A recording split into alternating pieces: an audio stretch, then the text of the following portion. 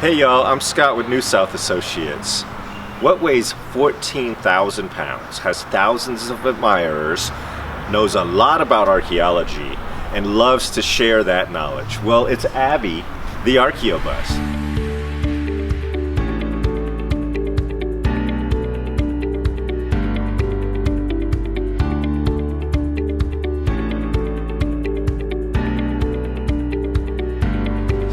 Abby here has traveled across Georgia from the mountains to the coast, visiting schools, libraries, malls, museums, historic sites, and parks to teach children and adults all about archaeology. Abby provides STEM knowledge, history, archaeology, and preservation lessons that can tell you the importance about our archaeological sites. Have you ever thought about a 2,000-year-old Native American arrowhead, or a shipwreck lying underneath a shimmering body of water? Or how about an old house ruin in a cornfield? Abby can teach you about how all of these sites are important. And while you're thinking about archaeological sites and artifacts that you might have seen, what are some ways you think we can help preserve those sites? How about we hop on Abby and check out some of the exhibits she has and learn more about archaeology here in Georgia. Come on!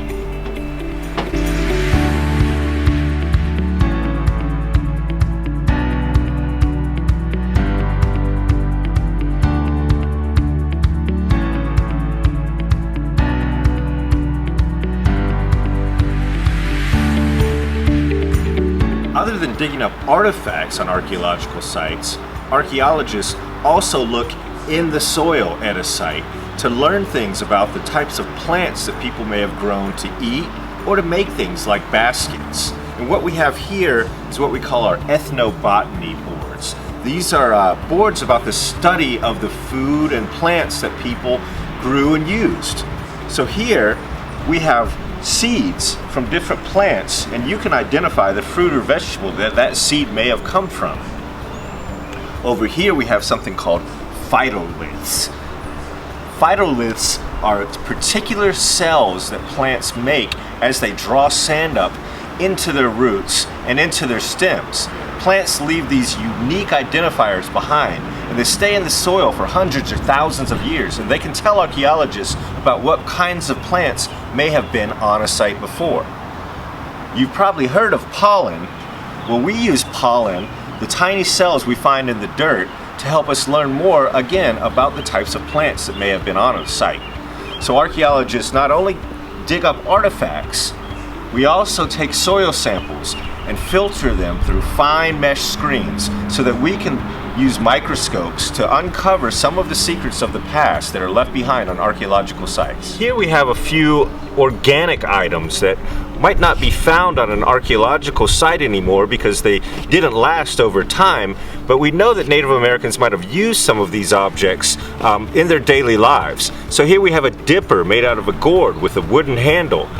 These are furs from different animals. Here's a big brown bear. This is a soft rabbit fur. And this is a white-tailed deer like you might have seen in your backyard. This is leather made from a tanned deer hide that people might have used for clothing or even to cover their shelter. So these are some of the objects we have that you can touch on the Archaeobus to learn more about what people might have used in the past. This is our ceramic puzzle activity.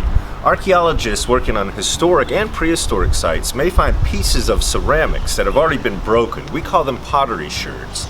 With this activity, you get a chance to sort similar pieces of plates and different ceramics and try to see if they fit together, like that.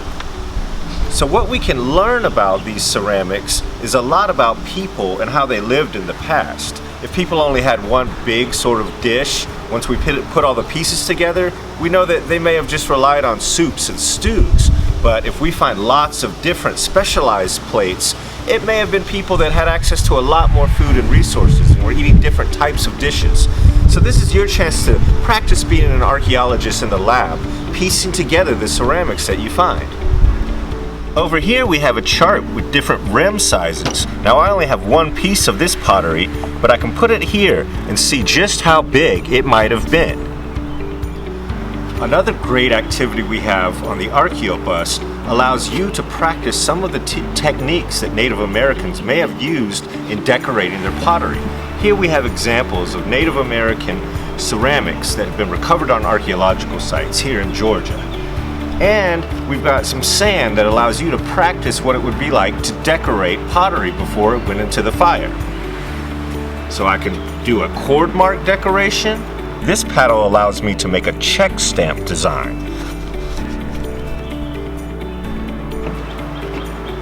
A complicated stamp like this one. Maybe I can use a corn cob to decorate the outside of the pottery. Or I can draw lines or punctate dots on the outside of the pottery to add a design to the art that I'm creating. One of our favorite things to do on the Archaeobus is to let visitors get hands-on experiences with real and replica artifacts. So here we have arrowheads that are chipped stone tools. This is a fish hook made out of bone. This is a replica gorget, like a necklace with a decorative Mississippian spider on it, made out of shell. And here's a decorative bone needle. When you visit the Archaeobus, you can learn all about Native American artifacts and get a chance to handle them yourself.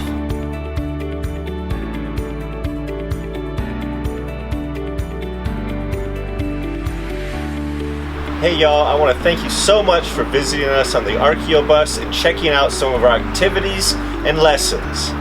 We'll see you around next time, and thanks for visiting Archaeology Month. Bye now!